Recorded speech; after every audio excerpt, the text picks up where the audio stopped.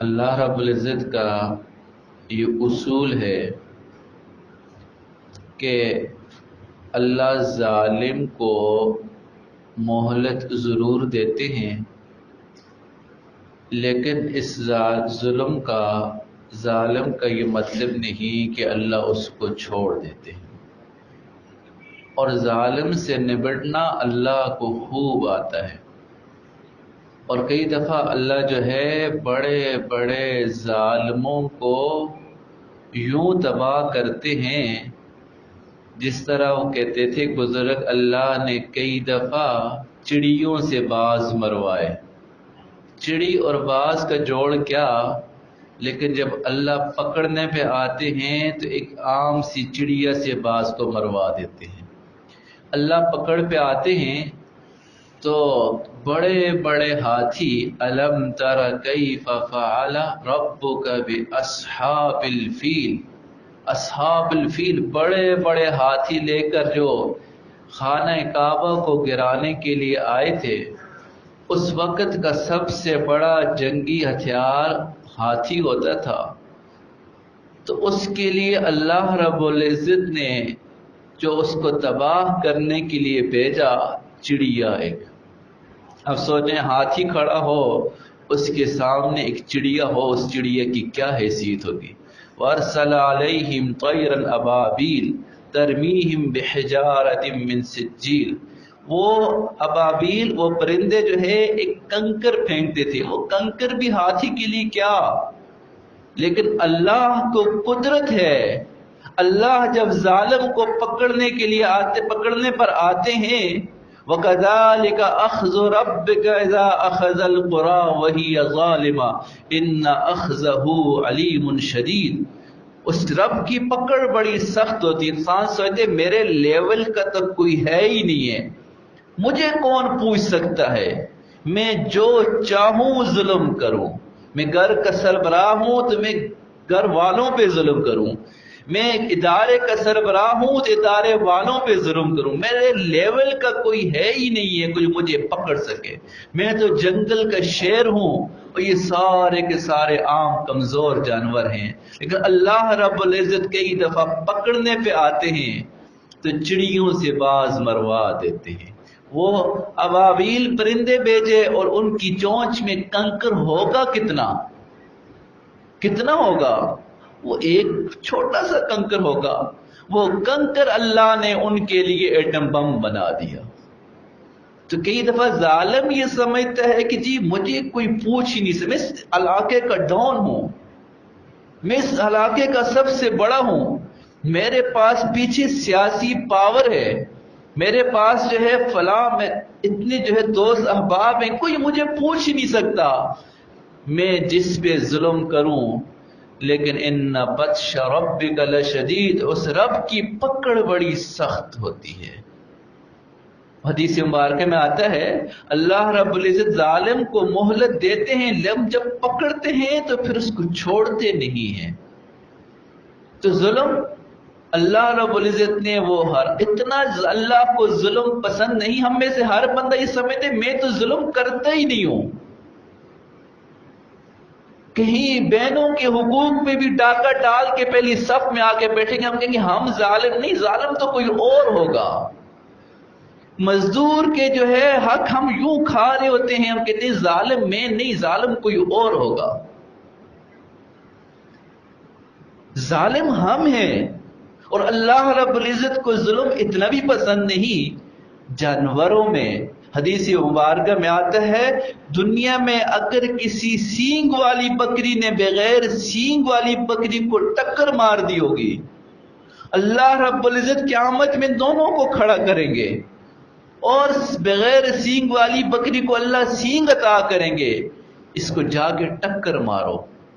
جب ٹکر مار دے گی پھر کہا جائے گا کونی ترابا، مٹی ہو جاؤ، ان کے لیے ہمیشہ رہنا نہیں، تو ان کو ختم کر دیا جائے گا۔ لیکن اگر یہ سینگ والی دنیا میں اگر کسی کو اللہ نے طاقت دے دی ہے، جس طرح سینگ بھی ایک طاقت ہوتے ہیں، ہم یہ سمجھتے ہیں آپ جس کو ماریں، جس کی زمین پہ قبضہ کریں، جہاں جو چاہیں ہم کریں، جتنی ڈنڈی مارنا چاہیں ہم مار لیں، جتنا ظلم کرنا چاہیں ہم ظلم کر لیں، جتنا جو ہے پیسے سمیٹنا چاہیں سمیٹ لیں. کسی کا جج ہے تو وہ ظلم کرنے پہ آمادہ ہے، مالک ہیں تو وہ ظلم کرنے پہ آمادہ.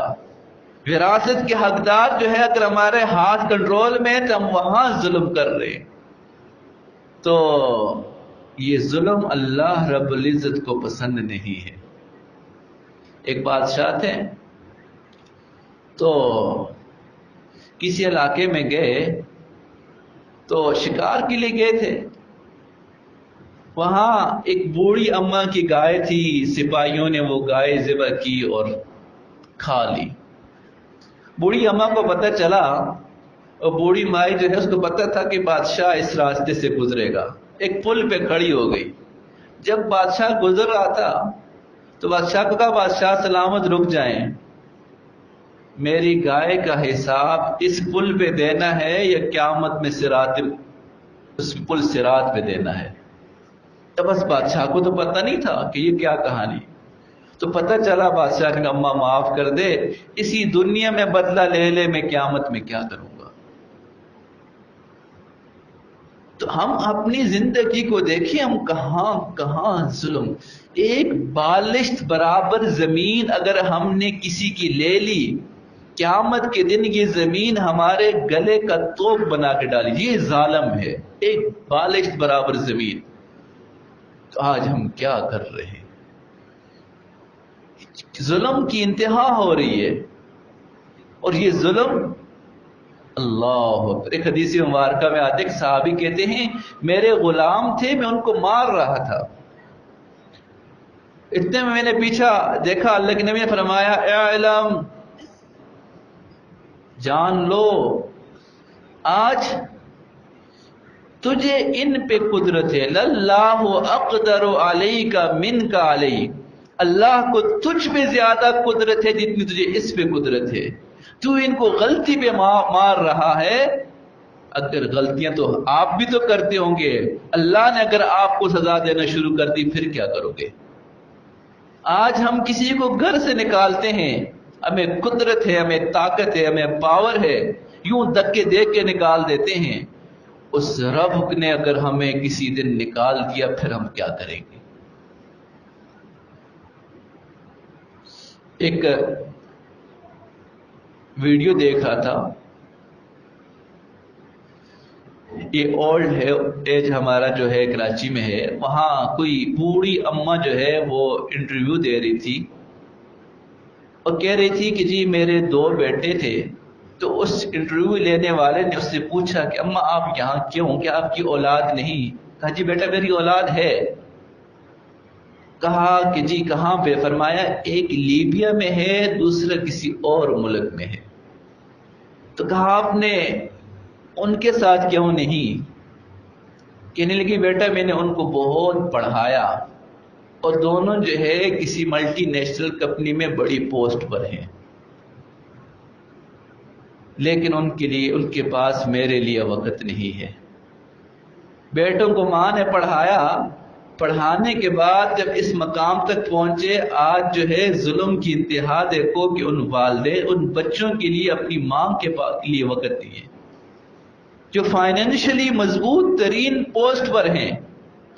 ایک اور خاتون کہہ رہی تھی، عجیب جملے تھے اس کے تھے، اس سے پوچھا گیا کہ آپ کو آپ کے بچے یاد آتے ہیں یا آپ اپنے بچوں کے لیے کوئی پیغام دینا چاہیں گی؟ فرمایا مجھے ایک جملہ جو ہے وہ بار بار یاد آتا ہے کہ جب میرے بچے چھوٹے تھے تو اکثر جب وہ مدرسے پڑھنے جاتے تو میرے بچے مجھے کہتے امی آپ جلدی لینے آ جانا، کہ قاری صاحب دیر سے چھٹی دیتے ہیں. تو میں سارے کاموں کو چھوڑ کر ان کو لینے چلی جاتی. تو آج میں منتظر ہوں کہ میرے بچے مجھے لینے کب آئیں گے. میں تو اپنے وقت میں اپنے بچوں کو لینے ٹائم پہ چلی جاتی تھی، میرے بچے مجھے لینے نہیں آ رہے. انہوں نے اپنی الگ زندگی بسا لی. ماں ان کے لیے بوجھ بن گئی، بہن ان کے لیے بوجھ بن گئی. اور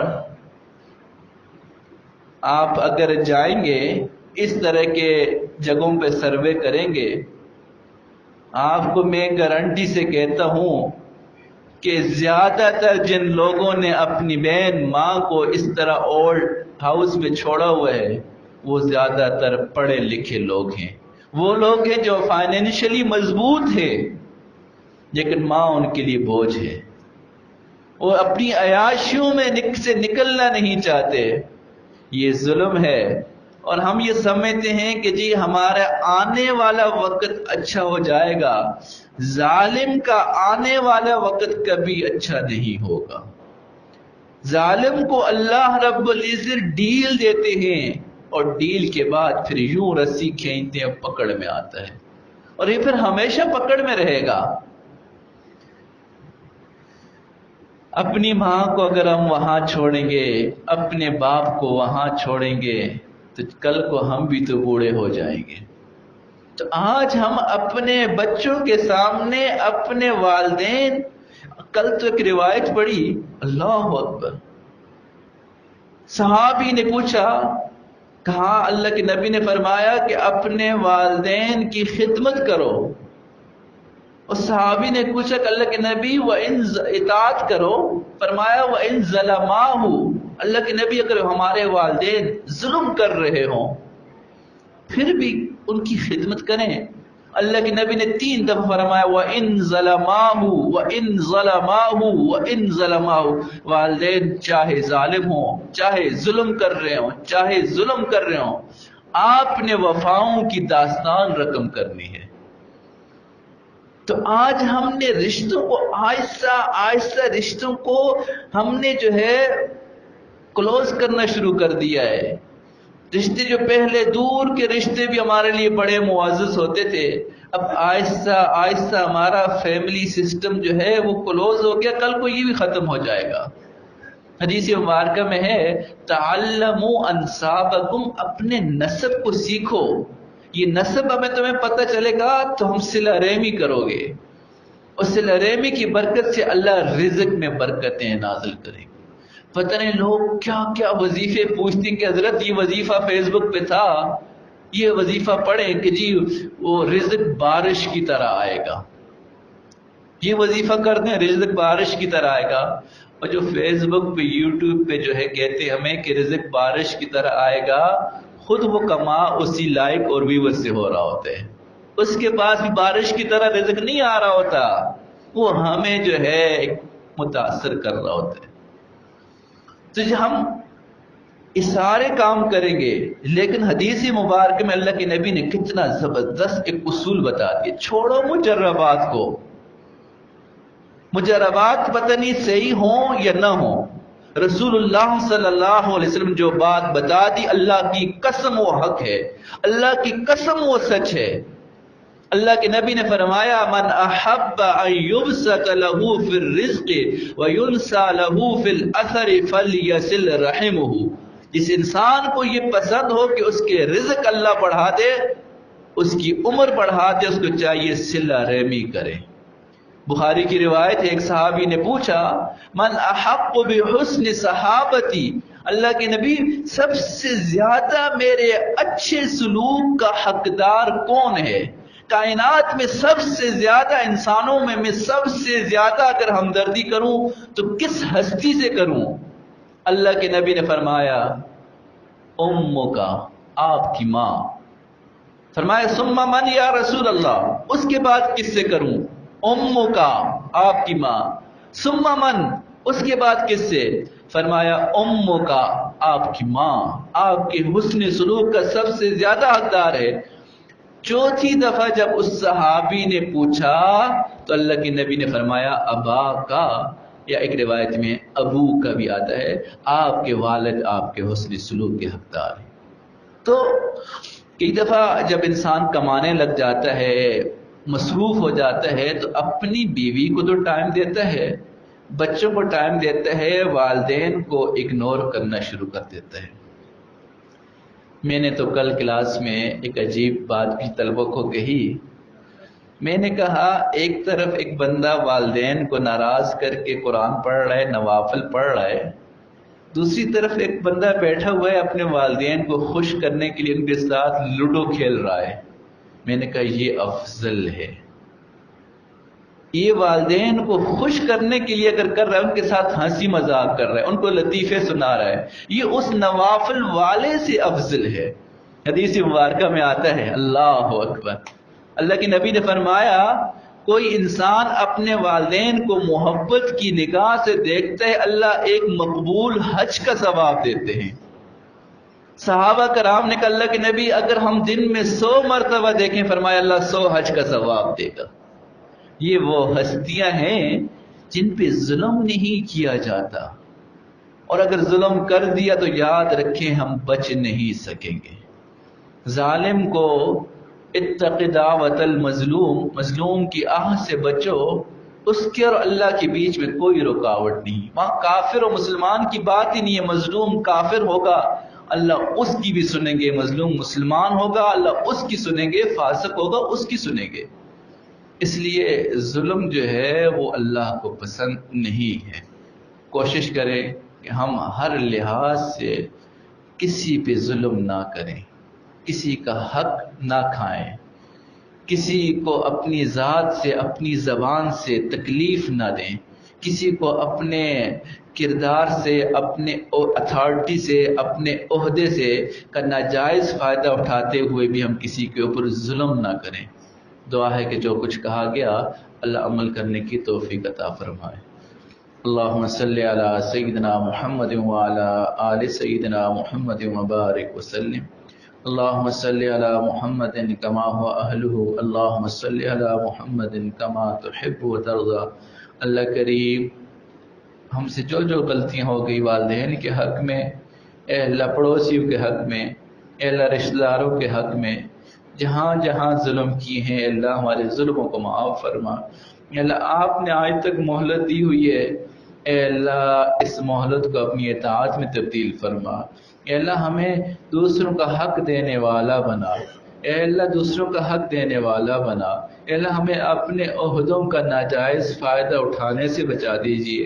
اے اللہ یہ عہدے بھی آپ کے دیے ہوئے، اے اللہ یہ طاقت بھی آپ کی دی ہوئی، اے اللہ مضبوط خاندان بھی آپ کی دی ہوئی نعمت ہے. اے اللہ ان نعمتوں کو ہمیں دین اسلام کے زندہ کرنے کا سبب بنا. اے اللہ عمر رضی اللہ کو اللہ آپ نے طاقت دی تھی، انہوں نے اپنی طاقت کو دین کے لیے وقف کیا. اے اللہ فرعون نے اپنی طاقت کو اپنی فرعونیت کے لیے وقف کیا. اے اللہ ہمیں عمر رضی اللہ کی طرح اپنی طاقت، اپنی عقل، اپنی شعور، اے اللہ اپنی دولت سب کو دین کے نام پر قربان کرنے والا بنا. اے اللہ ہمیں اپنی ذات، اپنی بیوی بچوں کو رسول اللہ کی ناموس کے لیے قربان کرنے کا جذبہ عطا فرما. اللہ کریم آپ نے آج تک اے اللہ پردے میں رکھا ہے، ہمارے گناہوں کا پردہ ڈالے رکھا ہے. اے اللہ جب انسان کی داڑھی میں بال سفید آ جاتے ہیں وہ زیادہ پردے کا محتاج ہوتا ہے. اے اللہ تو اب بھی حیا پردہ رکھ دیجئے، اور اے اللہ قیامت کے دن تو ہم زیادہ حقدار ہیں کہ آپ کی کریمی کو دیکھیں، آپ کی ستاری کو دیکھیں. اے اللہ قیامت میں بھی اسی طرح پردہ ڈالیے رکھیے. اے اللہ آپ کے محبوب نے فرمایا قیامت میں ایک بندہ ہوگا، اللہ آپ سب سے الگ تھلگ کر کے اس کو کہے کہ تو نے فلاں گناہ کیا تھا، فلاں گناہ کیا تھا، فلاں گناہ کیا تھا. پھر اللہ کہیں گے جاؤ جس طرح میں نے دنیا میں پردہ ڈالے رکھا آج بھی پردہ ڈالتا ہوں، معاف کر دیتا ہوں. اے اللہ ہمیں بھی ان ایسے لوگوں میں ہمارا بھی شمار فرما دیجئے. اللہ کریم ہمیں بیوی بچوں پہ ظلم کرنے سے بچا دیجئے. اے اللہ ہمیں اپنے نوکروں پہ ظلم کرنے سے بچا دیجئے. اللہ کریم ہمیں پڑوسی میں ظلم کرنے سے بچا دیجئے. اپنی بہن بھائیوں پہ ظلم کرنے سے بچا دیجئے. معاشرے کے کسی فرد پہ ظلم کرنے سے بچا دیجئے، چاہے وہ انسان ہو، چاہے وہ کافر ہو، چاہے وہ انسان ہو چاہے حیوان ہو. اللہ آپ کو تو حیوانوں پہ بھی ظلم پسند نہیں ہے، اے اللہ ہمیں ظلم سے بچا دیجئے، اے اللہ ظلم سے بچا دیجئے۔ قیامت میں ہم ظالموں کے ساتھ کھڑا نہیں ہونا چاہتے، ظالم تو فرعون تھے، حامان تھے، ابو جہل تھے، اے اللہ قیامت میں ہم ظالموں کے ساتھ کھڑا نہیں ہونا چاہتے، اے اللہ ہمارا حشر اے اللہ رسول اللہ کے ساتھ، صحابہ کے ساتھ فرما دیجئے۔ اللہ کریم ہماری دعا کو قبول فرما دیجئے۔ صلی اللہ تعالی علی خیر خلقہ محمد و آلہ وصحبہ۔ ابھی درود شریف ہوگی تو ساتھی کوشش کریں کہ اس میں بھی تھوڑی بہت ضرور شرکت کریں۔